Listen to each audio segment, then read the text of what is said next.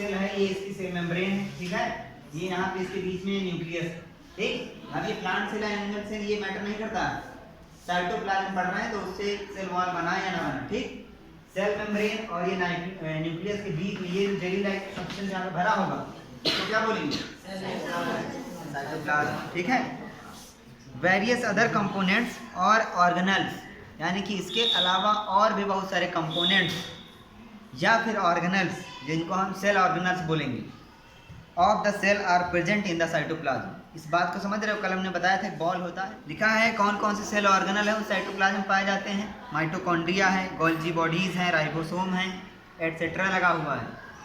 अच्छी बात है एटसेट्रा लगा हुआ, जानते हो क्या के लिए? अभी इसके बाद तुम लोग कौन सी क्लास में जाओगे?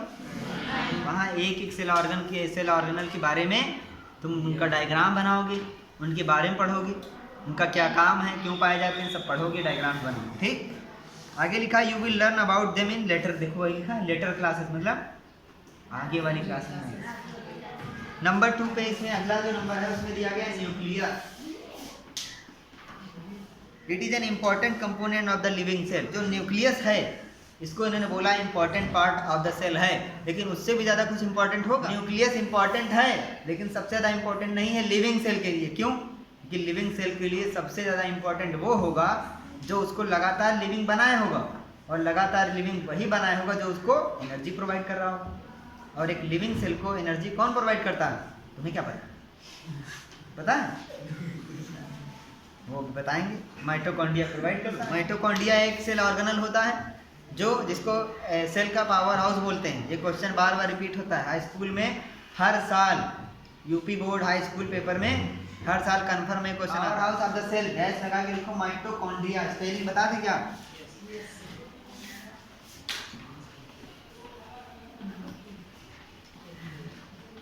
हाँ, तो न्यूक्लियस के बारे में पढ़ रहे थे। न्यूक्लियस जो है सेंटर ऑफ द सेल में लोकेटेड होता है। It can be stained and seen easily with the help of a microscope, यानी कि इसको जो है स्टेन किया जा सकता है और इसको अलग से देखा जा सकता है। जैसे हम सेल को स्टेन करके देख सकते हैं वैसे इसको भी देख सकते हैं न्यूक्लियस को। अब की बात बता रहे हैं इस समय present time. Nucleus is separated from the cytoplasm by a membrane called nuclear membrane. ये जो दीवार बनाई है ये इसको क्या बोलेंगे? न्यूक्लियर मेम्ब्रेन, ठीक। This membrane is also porous and allows the movement of materials between the cytoplasm and the inside of nucleus। अच्छा एक बात बताओ, ये सेल ऐसे गोल गोल होगी 3D में, ठीक है। चिपचिपी पूरी चारों तरफ से बंद होगी, ठीक है, रैपर के तरीके से। अंदर इसके न्यूक्लियस भरा हुआ है। इसको हम ऐसे पकड़ के दबाएं तो दबेगी? दबेगी क्यों नहीं? क्योंकि ये पोरस है ना, ये ऐसे ऐसे छेद होंगे ना, इसमें आराम से होगी, चिपचिपी एकदम होगी। सेम यही इसकी भी दीवारों में होता है। क्यों? क्योंकि ये अपने अंदर से मटेरियल निकाल के बाहर देता है, बाहर वाला अंदर जाता है। तो ये इसके बाहर वाला मटेरियल क्या है? न्यूक्लियस के बाहर जो मटेरियल पाया जा रहा है उसका नाम साइटोप्लाज्म। तो न्यूक्लियस की जो मेम्ब्रेन है, यानी कि जो न्यूक्लियर मेम्ब्रेन है, वो मटेरियल्स का ट्रांसफर कहां से कहां करेगा? Inside the nucleus. And nucleus की दीवार को बोलते हैं न्यूक्लियर मेम्ब्रेन। तो न्यूक्लियर मेम्ब्रेन जो है मटेरियल्स का ट्रांसफर जो है कहां से कहां कराती है, ये पूछ रहे हैं।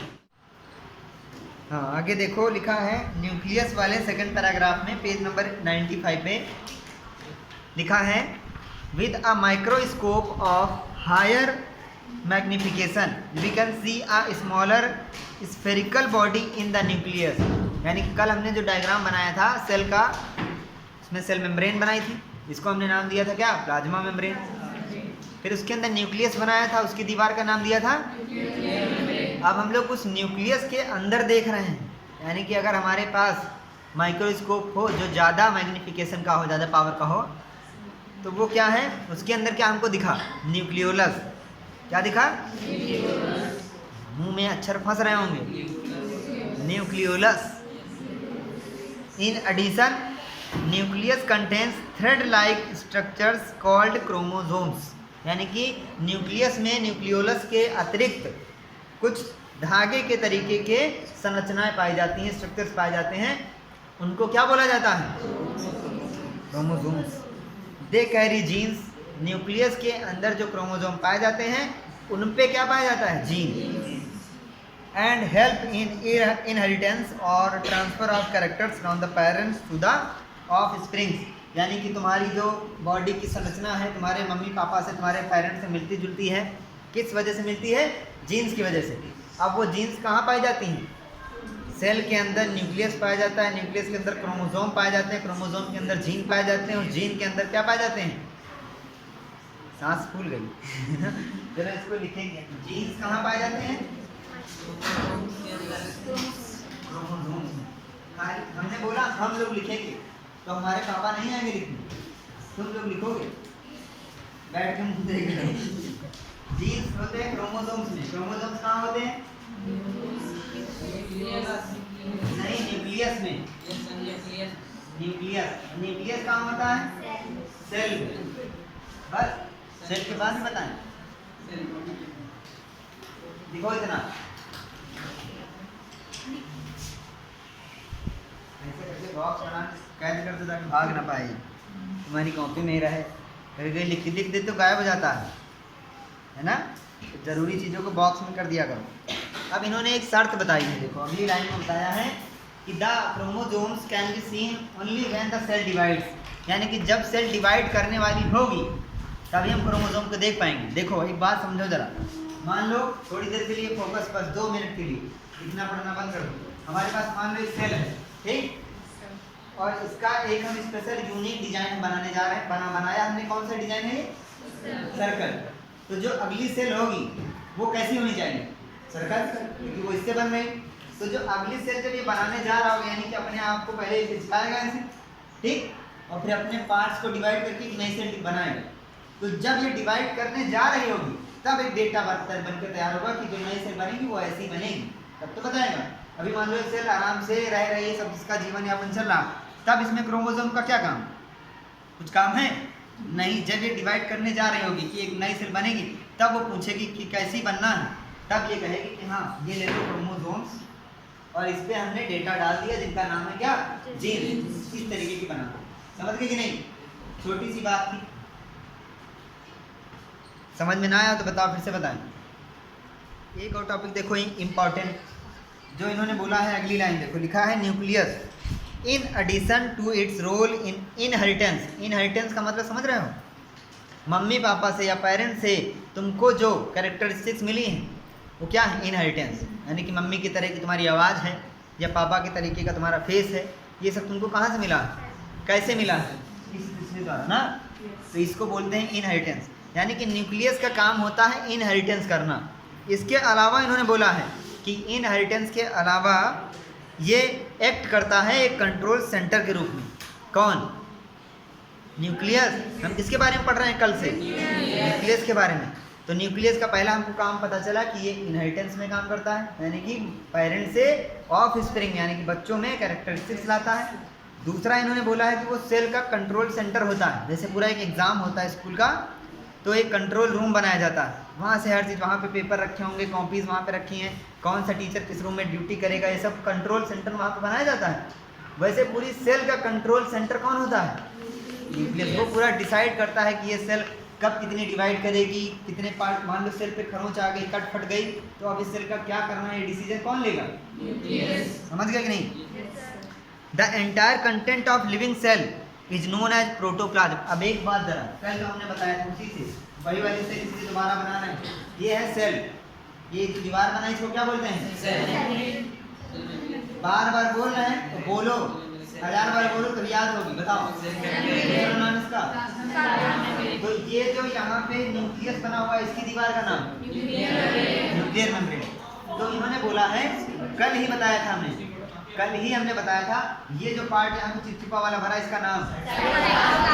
अब इन्होंने दूसरा नाम इन्होंने एक दिया है नया, प्रोटोप्लाज्म। तो साइटोप्लाज्म इतनी मुश्किल से याद हुआ, बड़ी नौटंकी।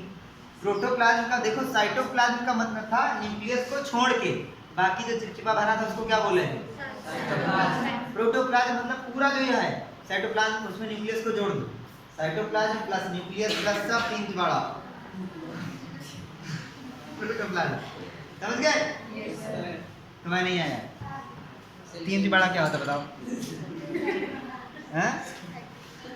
कभी आएगा मान लो very short answer type question में कि write the difference between cytoplasm and protoplasm, तो क्या कहो। अब इसमें ऊपर देखो येलो बॉक्स में लिखा है जीन।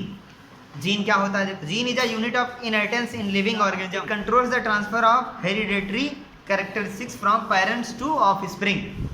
माता पिता से बच्चों में कैरेक्टरिस्टिक कौन सी जाएंगी, कौन सी रुकेंगी, इनको कौन कंट्रोल करता है? Gene. This means that your parents pass some of their characteristics on to you, यानी कि इसका मतलब ये है कि तुम्हारे मम्मी पापा ने कुछ, सिर्फ मम्मी पापा ही नहीं, पेरेंट्स में तुम्हारे दादा दादी नाना उनसे भी कुछ, जैसे तुम्हारे जरूरी नहीं कि कुछ, जैसे कुछ लोगों के ऐसा होता है कि उनके नाना के एक खास उनके बॉडी में कुछ ऐसा था, उनकी नाक मानो लंबी थी, ठीक, उनके नाना से तुम्हारी मम्मी में आ गया, लेकिन तुम्हारी मम्मी में शो नहीं किया वो, ठीक, और तुम्हारी मम्मी से तुम में आ गया, तुम्हारी नाक लंबी हो गई। अब तुम्हारे ना पापा की नाक लंबी ना मम्मी की नाक लंबी, तुम सोच रहे हो किसकी है नाक आ गई, वो एक्चुअली में किसकी आ गई? नाना की, ठीक, ज़्यादा घबराना नहीं, ठीक है। हाँ, इसमें एग्जाम्पल भी दिया हुआ है, if your father has brown eyes, जैसे ब्राउन मुंडे होता है, if your father has brown eyes, अगर तुम्हारे पापा की ब्राउन आँखें हैं, you may also have brown eyes, यानी कि तुम्हारी भी ब्राउन आइज हो सकती हैं, जरूरी नहीं कि होंगी ही। If your mother has curly hair, अगर तुम्हारी मम्मी के करली हेयर हैं चाउमीन वाले, यही तो होता है। You might also end up having curly hair, ऐसा हो सकता है कि तुम्हारे भी करली हो, ऐसा बोला, यू माइट हैव, हो सकता है।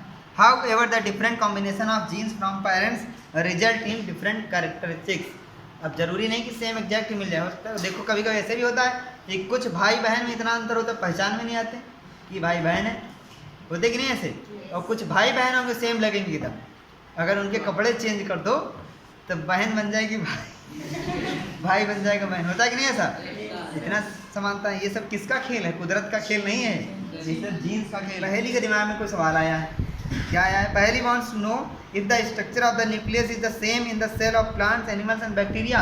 इनके दिमाग में अलग ही सवाल चलता रहता है, इतनी बढ़िया जीन्स की बातें चल रही थी, अब कह रही क्या न्यूक्लियस का स्ट्रक्चर प्लांट्स एनिमल्स और बैक्टीरिया सब में सेम होगा? क्या मतलब है उससे? अरे सेम हो या ना हो, मज़ा आनी चाहिए।